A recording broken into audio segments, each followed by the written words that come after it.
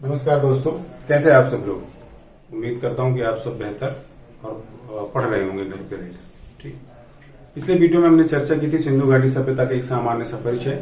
सिंधु घाटी सभ्यता क्या है, इसकी उत्पत्ति कहाँ से हुई, इसका नामकरण कैसे हुआ, इसका विस्तार कहाँ कहाँ या किन किन राष्ट्रों पर तक था। मैंने आपसे पहले भी कहा था कि अब हम चर्चा करेंगे इसके बाद सिंधु घाटी सभ्यता के महत्वपूर्ण स्थलों के बारे में।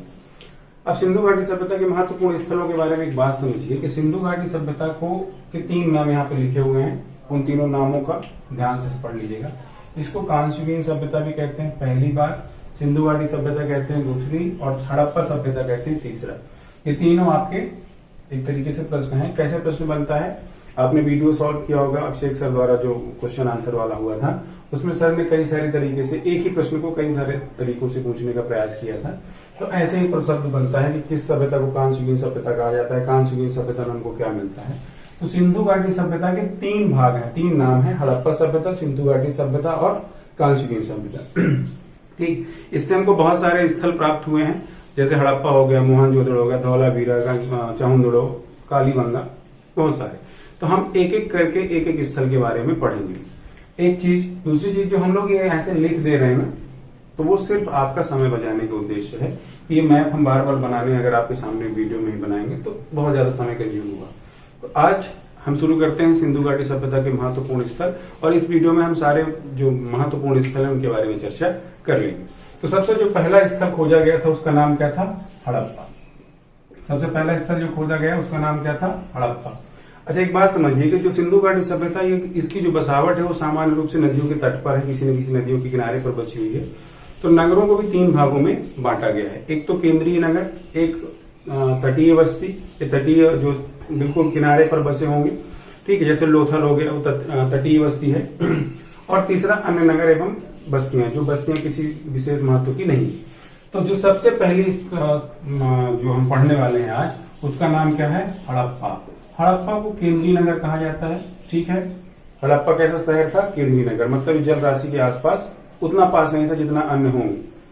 ठीक है, ये किस जिले में स्थित है, तो पंजाब के मांटे गोमरी नामक जिले पर स्थित है। ठीक है, पंजाब कहाँ पड़ता है, ये अगर अभी भारत मान लें इसको, तो ये जो पंजाब मतलब अभी वर्तमान पंजाब जो है ना, उसी पंजाब की बात कर रहे हैं। तो पंजाब मतलब भारत के जो नक्शा होगा उसके उत्तरी और पश्चिमी क्षेत्र के बीचों बीच कहीं पे पंजाब पड़ता है। अब अगर आप इंडिया का मैप देखेंगे तो उसमें समझ में आएगा। तो ये हो गया हड़प्पा स्थल। ठीक है, हड़प्पा के साथ साथ ये किस नदी के तट पर है, तो ये रावी नदी के तट पर है। तो प्रश्न पूछा जाता है कि हड़प्पा किस नदी के तट पर है, और बहुत डीप प्रश्न अगर पूछा जाएगा तो हड़प्पा रावी नदी के किस तरफ है, दाईं तरफ है या बाईं तरफ है। तो ये हड़प्पा जो है रावी नदी के तट पर किस तरफ है, बाईं तरफ। ठीक है, बाईं मतलब लेफ्ट। ठीक, बाईं तरफ है या लेफ्ट की ओर है। इसकी खोज किसने की थी, तो मैंने पहले वीडियो में बताया था कि हड़प्पा की खोज 1921 में दयाराम साहनी द्वारा की गई थी। कभी कभी प्रश्न बन जाता है, जैसे मैं खुद एक बार कंफ्यूज हुआ था कि दयाराम साहनी की जगह लिखा था DR साहनी। ठीक है, तो DR का मतलब, D का मतलब दया, R का मतलब राम। तो दयाराम साहनी लिखा हो या DR साहनी लिखा हो तो आपको इसमें कंफ्यूज नहीं होना।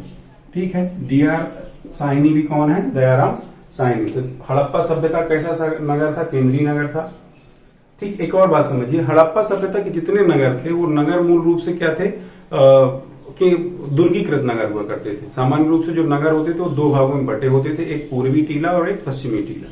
तो जो पश्चिमी टीला होता था वो दुर्गीकृत होता था। दुर्गीकृत मतलब उसके चारों तरफ एक रक्षा प्राचीर बनाई जाती थी। और जो पश्चिमी टीला होता था उसमें जो पूर्वी टीला होता था वो आवास क्षेत्र होता था। वहां पे सामान्य रूप से हम आप जैसे सामान्य नागरिक रहते थे। और पश्चिमी टीला पे अधिकारिक वर्ग, वणिक वर्ग या जो महत्वपूर्ण वर्ग होता था वो रहता था। अब वर्ग की अगर बात किया जाए तो वर्ग विभाजन आपने कहाँ पे पढ़ा था, तो इनाम गांव से हमको वर्ग विभाजन के साक्ष्य प्राप्त होते हैं, ताम्रपाषाण कालीन, और उसी में हमको किला बंद बस्ती प्राप्त होती है। तो ये हड़प्पा जो है वो उसी का एक्सटेंडेड वर्जन है, ये उसी का एक कह लीजिए कि एक नया एक आगे वाला स्टेप है। तो हड़प्पा में भी हमको क्या मिलता है, दुर्गीकृत होता है। ये जो नगर है ये कैसा नगर था, दुर्गीकृत। ठीक है, ये याद रखिए। दुर्गीकृत का मतलब होता है इसका जो 2 भाग होंगे, एक होगा कौन सा, पश्चिमी भाग, और एक होगा कौन सा, पूर्वी भाग। तो पूर्वी भाग में कौन रह रहा है, सामान्य लोग। सामान्य लोग मतलब मैं, आप, जो श्रमिक वर्ग है वो। पश्चिमी टीले में कौन रह रहा है, तो अधिकारी, ये अधिकारी वर्ग रह रहा है। ठीक है, और इस जो पश्चिमी टीला है उसको क्या किया गया, एक रक्षा प्राचीर से क्या कर दिया गया, कवर कर दिया गया सुरक्षा दृष्टि से। ये भी आपने पढ़ा था किलाबंद बस्ती नाम गांव में, और उसमें हमको चारों तरफ खाई प्राप्त होती है। ठीक है, तो हड़प्पा के बारे में क्या होगा, ये केंद्रीय नगर है। इसकी खोज किसने की, 1921 में दयाराम साहनी ने की थी, पता है जॉन मार्शल के निर्देशन में। पंजाब के मांटेगोमरी नामक जिले में है ये, रावी नदी के बाएं तट पर स्थित है। फिर यहीं से हमको बड़ा अन्नागार प्राप्त होता है। अन्नागार मतलब वो स्थल जहां पे अनाज को सुरक्षित रखा जाता है। गाँव में अपने अभी भी बने होते हैं, जिसको आप लोग बंडा कहते हैं, है ना, जो गाँव से जुड़े होंगे जानते होंगे। यहीं पर हमको R37 कब्रिस्तान मिलता है। जब मैंने आपको इसके पहले वाले वीडियो में बताया था कि हमको भूमध्य सागरीय प्रजाति के लोग मिलते हैं, और उसमें मैंने इसकी चर्चा की थी कि R37 नामक कब्रिस्तान प्राप्त होता है। तो वो कहां से प्राप्त होता है, आपका हड़प्पा शहर से। यहां से अभिलेख युक्त मोहरे, जब मैंने हड़प्पा के बारे में कहा था तो हड़प्पा को मैंने पहले ही बताया था। सिंधु घाटी सभ्यता के बारे में मैंने आपसे कहा था कि सिंधु घाटी सभ्यता जो है वो आद्य ऐतिहासिक या प्रोटो हिस्ट्री कालखंड का भाग है।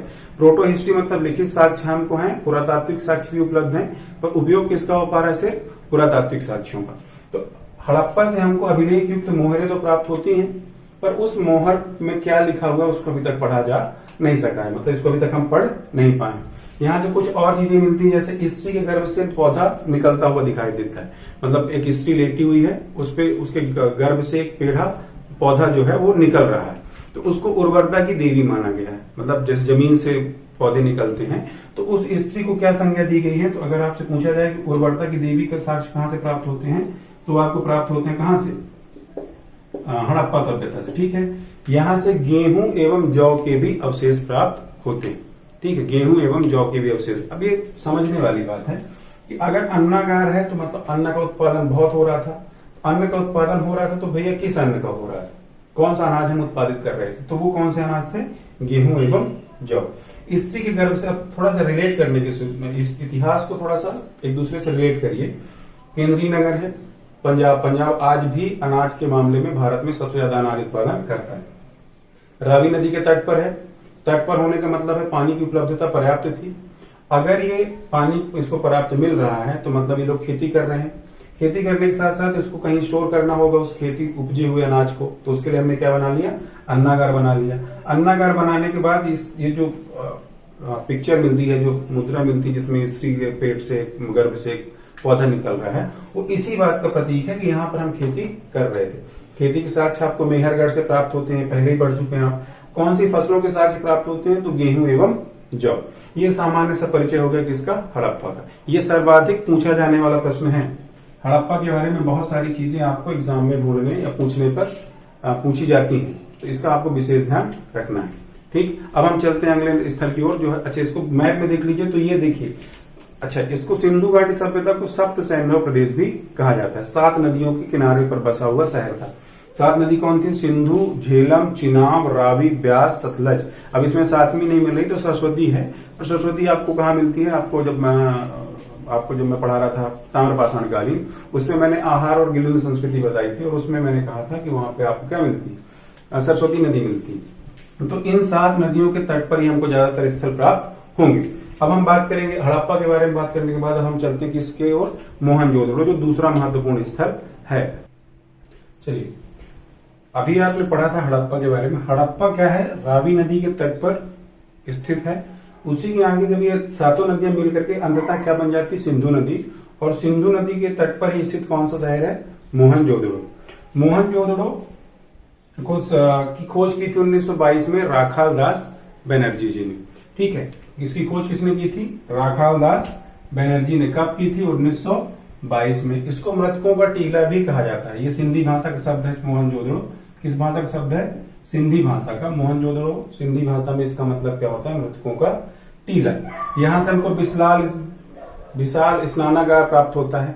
विशाल स्नानागार के बारे में ये तक कहा जाता है कि ये उस समय का सबसे आश्चर्यजनक एक स्थल था। इतना बड़ा स्नानागार बना पाना उस टाइम पे संभव नहीं था। 118 मीटर करीब लंबा चौड़ा हुआ करता था।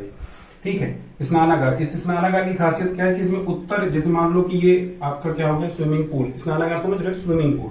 स्विमिंग पूल का ये उत्तर दिशा हो गई, ये दक्षिण दिशा हो गई। तो यहाँ पे सीढ़ियां प्राप्त थी, यहाँ पे सीढ़ियां बनी हुई थी, और यहाँ पर भी क्या बना हुआ था, सीढ़ियां। तो मतलब ऐसे समझो कि यहाँ से उतरे यहाँ बढ़िया नहाए धोए और फिर यहाँ से निकल गए। तो इतना व्यवस्थित स्नानागार कब बना हुआ था, समझ लीजिए लाखों ईसा पूर्व बना हुआ था। ठीक है, तो विशाल स्नानागार आपको कहाँ प्राप्त होता है, मोहनजोदड़ो से। यहाँ से विशाल अन्नागार भी प्राप्त होता है।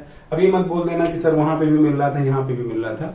तो भैया खेती हम लोग करने लगे हैं, खेती की वजह से उत्पादन हो रहा है, हम नदियों के तट पे बसे हुए हैं, तो स्वाभाविक सी बात है कि हर जगह अनाज रखने की कुछ न कुछ व्यवस्था होगी। अगर अधिक अनाज उत्पादन आज की जैसे नहीं है कि सरकार धान खरीद लेती है और अगर आप किसी मंडी के आसपास से निकलोगे तो पूरी धान सड़ जाती है। इन लोगों ने बड़ी व्यवस्थित तरीके से अनाज को रखने के लिए अन्नागारों का निर्माण कराया था। ये भी 45-46 मीटर करीब लंबा चौड़ा हुआ करता था। ठीक है, ये सर्वाधिक व्यवस्थित शहरों में से एक था। हड़प्पा कालीन जो शहर हैं वो सामान्य रूप से व्यवस्थित शहर हैं, सभी व्यवस्थित हैं, पर ये उनमें से सर्वाधिक व्यवस्थित शहर था। कैसे व्यवस्थित था, तो यहाँ पे जो सड़कें थी वो एकदम समकोण पे काटती थी एक दूसरे को। समकोण पे काटने का मतलब ये है कि मान लो कि ये एक सड़क हो गई ये और एक सड़क हो गई ये, तो यहाँ एक घर बना है, यहाँ एक घर बना है, यहाँ एक घर बना है, यहाँ एक घर बना है, यहाँ एक घर, यहाँ ऐसे।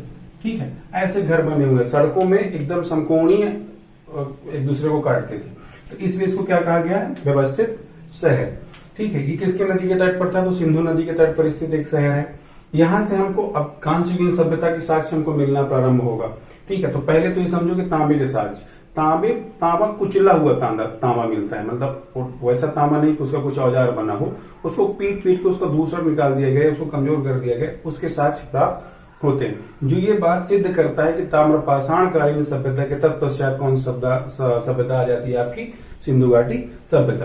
तांबे के साक्ष्य प्राप्त होने के बावजूद अलावा यहाँ पे मैंने लिखा कांस्ययुगीन, तो यहाँ पे कांस्ययुगीन सभ्यता का सिद्ध कैसे होता है कि नहीं है, तो यहाँ पे कांसे से निर्मित नर्तकी की मूर्ति प्राप्त होती है। नर्तकी की मूर्ति प्राप्त होने का मतलब समझते हो आप लोग, देखो इतिहास में कुछ चीजें ऐसी होती हैं जो लिखी होती हैं, कुछ चीजें आपको अज्यूम करनी पड़ती हैं कि नर्तकी का मूर्ति अगर प्राप्त होती है तो मतलब ये लोग मनोरंजन का साधन ढूंढ लिए थे। मनोरंजन में इनके साथ क्या था, मनोरंजन का साधन, तो इनका डांस वगैरह ये लोग देखा करते थे। ठीक है, यहां से हमको क्या प्राप्त होता है, सूती कपड़ा।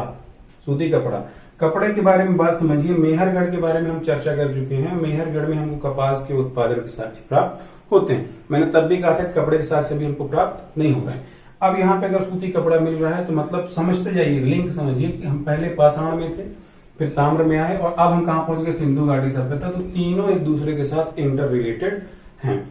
तो सूती कपड़ा के साक्ष्य यहाँ प्राप्त होते हैं। योगी की मूर्ति प्राप्त होती है, पुजारी की, उसको पुजारी ही बोलते हैं योगी। ऐसे 2 साल 1 साल ओढ़े हुए है, जैसे मोदी जी की वो ऐसा बीजेपी वाले एकदम है ना, मैं किसी पार्टी का समर्थक नहीं हूँ, पर बीजेपी वाले टाइम पे चलाए थे कि मोदी जी हड़प्पा के टाइम से मतलब उपस्थित थे उस टाइम पे भी, अब भी है, तो अब इसीलिए स्मार्ट सिटी साइड चला रहे हो।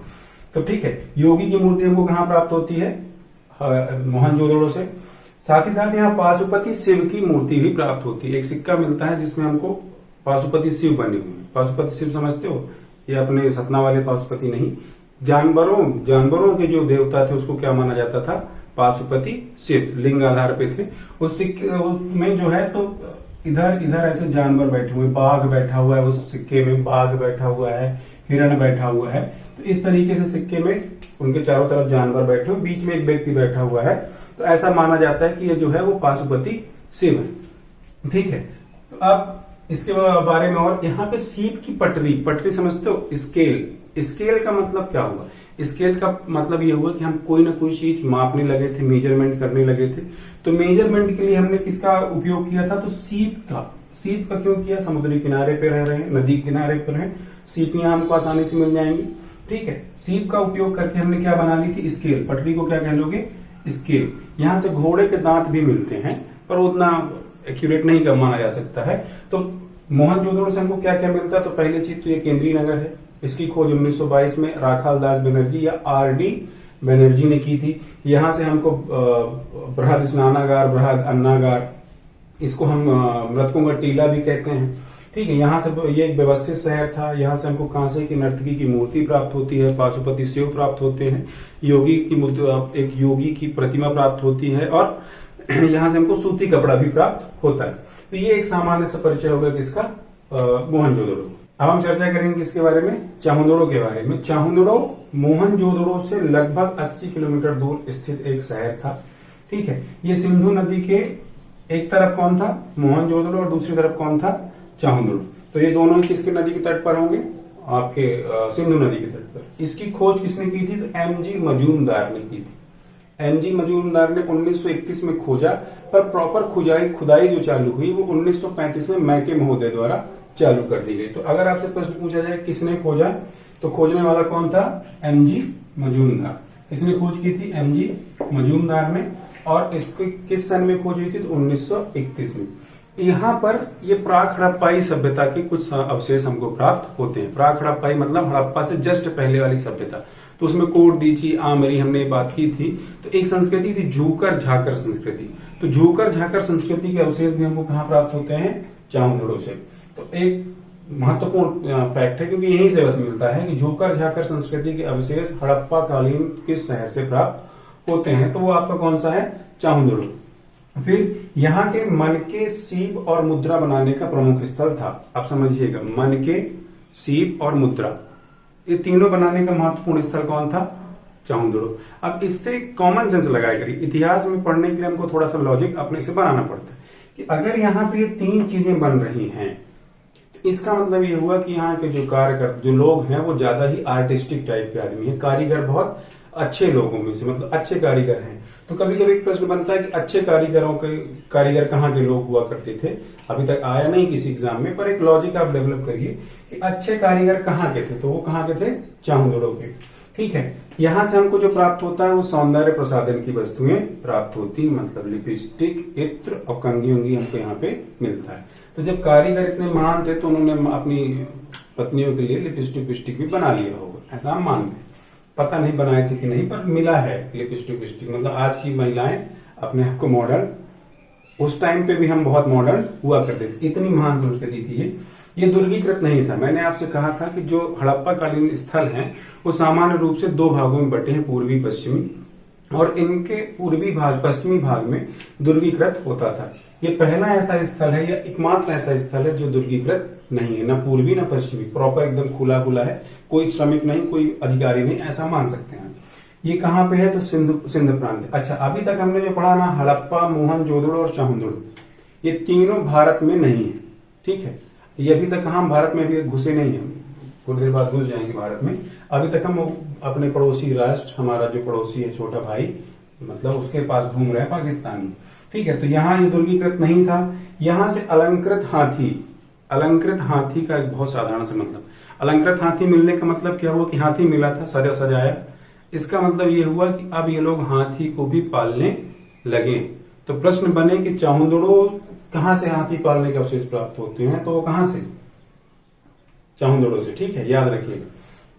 देखिए, इतिहास में समझिए, थोड़ा सा चीजों को मैं बता देता हूं कैसे होता है कि जब हम कोई चीज कर रहे हैं, जैसे आज मूवी बन रही है, मान लो कोई भी मूवी आज बन रही है, तो आज की वर्तमान परिस्थितियों को देखते हुए, आज रोबोटिक्स कार आ गई हैं, रिमोट चलने लगी हैं। जब मैं छोटा था तो हमको वो पीछे खींच के फिर छोड़ने वाली कार मिला करती थी, उसमें गिर्री लगी रहती थी, तो पहले ही से हम लोग पीछे खींचे फिर छोड़े, क्योंकि उस टाइम पर इतनी ही सिंपल कारें आती थी। अब तो रोबोट, तो तत्कालीन समय की जो स्थितियां हैं उसी के आधार पर वस्तुएं हमको प्राप्त होती हैं। तो अलंकृत हाथी और खिलौने मिल रहे हैं, मतलब हम लोग उस टाइम पर जो जो खिलौने मिले होंगे, रथ का खिलौना मिला होगा, जुते हुआ खेत मिला होगा, जो भी मिला होगा, तो वो खिलौने उस समय की परिस्थितियों को बताने के लिए पर्याप्त हैं कि उस टाइम पे ऐसी ऐसी चीजें चलन में रही होंगी।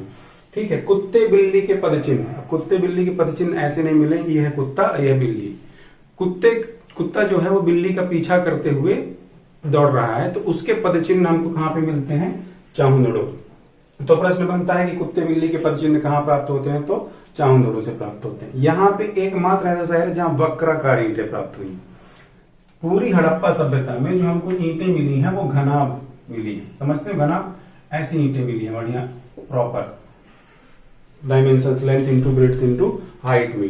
तो यहाँ पे एकमात्र ऐसा शहर है या कस्बा है या बस्ती है जहां पे हमको कैसी ईंटें मिली है, ऐसी वक्राकार, समझते हो, टेढ़ी मिली जैसे चांद होता है। तो चाहुंदड़ो एक महत्वपूर्ण स्थल है। प्रश्न इसका बहुत साधारण प्रश्न बनता है कि कौन सा कस्बा, बस्ती या शहर हड़प्पा कालीन सभ्यता का दुर्गीकृत नहीं था। एक बिल्कुल ये मान लो कि एमपी का तो पेटेंट क्वेश्चन हो जाता है कि भैया चाहुंदड़ो हड़प्पा कालीन सभ्यता में कौन सा शहर था जो वर्गीकृत नहीं था, ये दुर्गीकृत नहीं था, सॉरी दुर्गीकृत नहीं था। तो वो कौन है? चामुंडो, एकमात्र प्रश्न जो सबसे पेटेंट है। उसके बाद तो ये प्रश्न है ही, झुकर जाकर संस्कृति से कौन सा स्थल संबंधित है, यहाँ कहाँ पे सौंदर्य प्रसाधन की वस्तुएं मिलती हैं, कहाँ के कारीगर कुशल थे, ये ठीक है। पर इसका जो सबसे इंपॉर्टेंट क्वेश्चन अगर आपसे कहा जाए तो क्या है वो, ये सामान्य सा क्वेश्चन है कि ये मतलब सबसे पेटेंट क्वेश्चन होगा किसी भी एमपी गवर्नमेंट के एग्जाम का।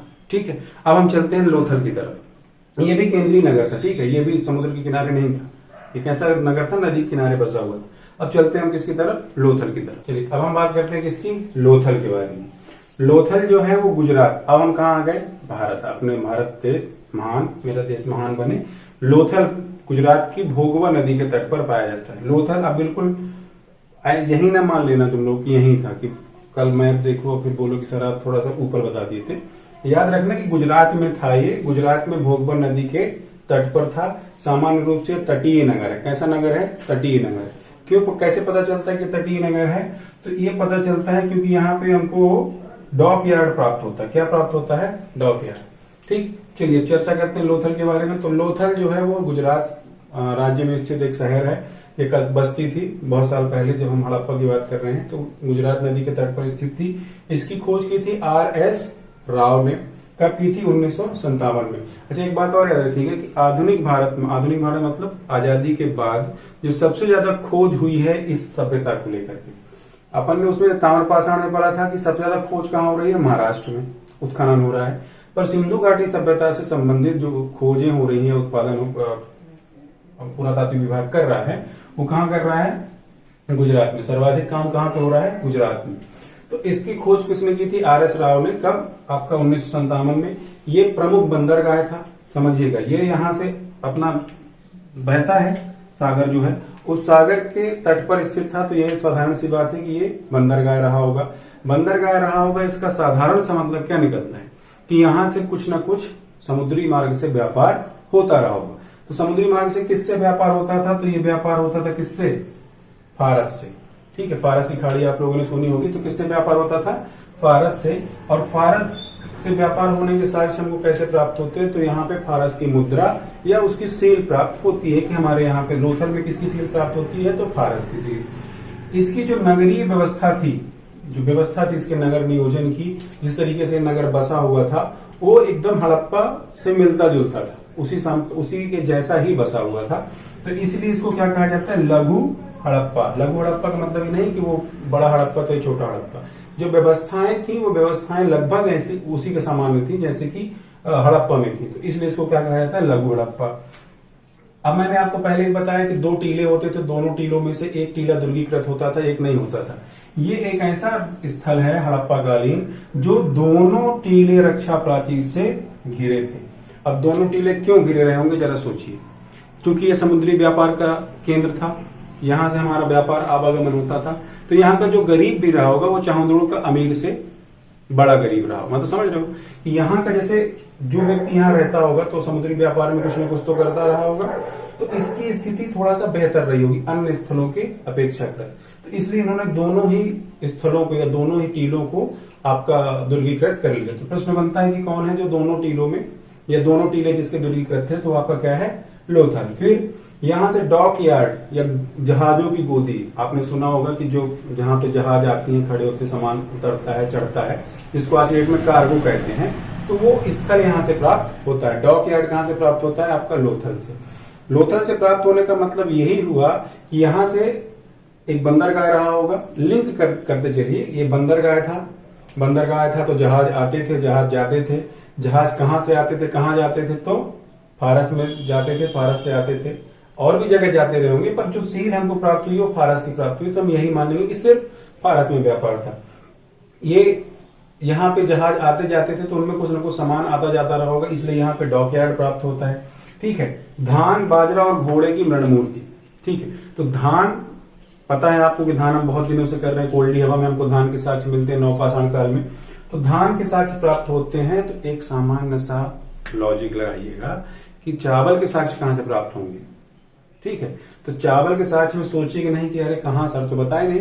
तो अगर धान यहां मिल रही है तो चावल भी यहीं पे मिलेंगे। तो लोथल से हमको चावल के साक्ष्य भी प्राप्त होते हैं, बाजरे के साक्ष्य प्राप्त होते हैं, घोड़े की मृण मूर्ति प्राप्त होती है। घोड़े की मृण मूर्ति प्राप्त होने का मतलब ये है कि अब ये लोग घोड़े का भी व्यापार करने लगे होंगे। ठीक है, बहुत साधारण सी बात है कि भैया जो चीज हमको मिलती है वो उस समय की तत्कालीन परिस्थितियों के बारे में जानकारी देती है। तो अगर घोड़े की मूर्ति बनाया है कोई, तो घोड़ा देखा तो होगा ना कहीं, तो उस घोड़े की मूर्ति तब बना पाया होगा।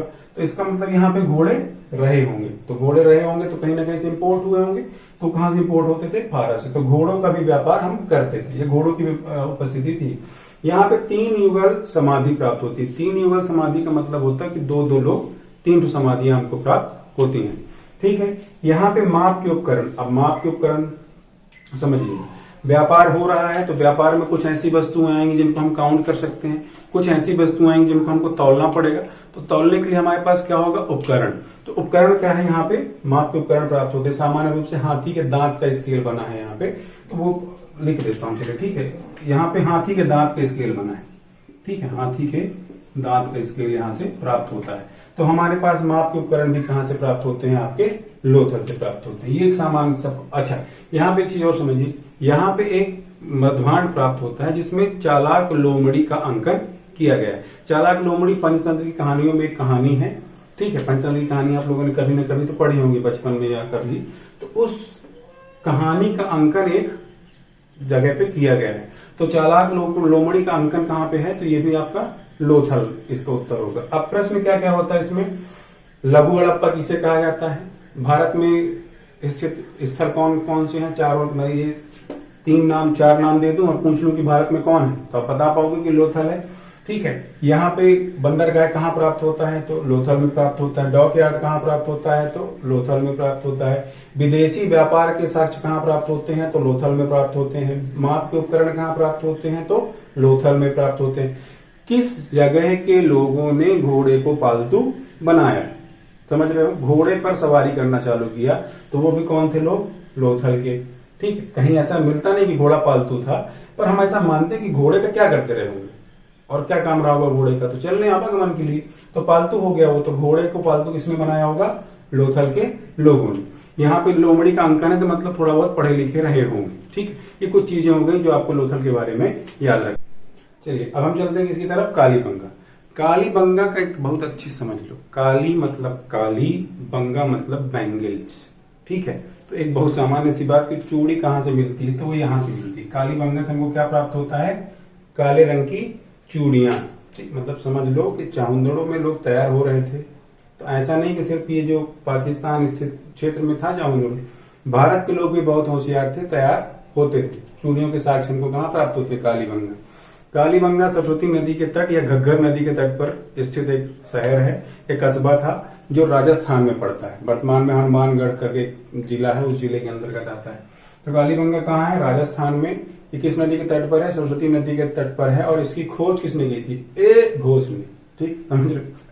तो बोला था ए घोष। ए घोष ने खोज की थी इसकी 1953 में। ये 3 भागों में विभाजित था। 2 भाग में विभाजित आपने अभी तक पढ़ा, पूर्वी टीला, पश्चिमी टीला।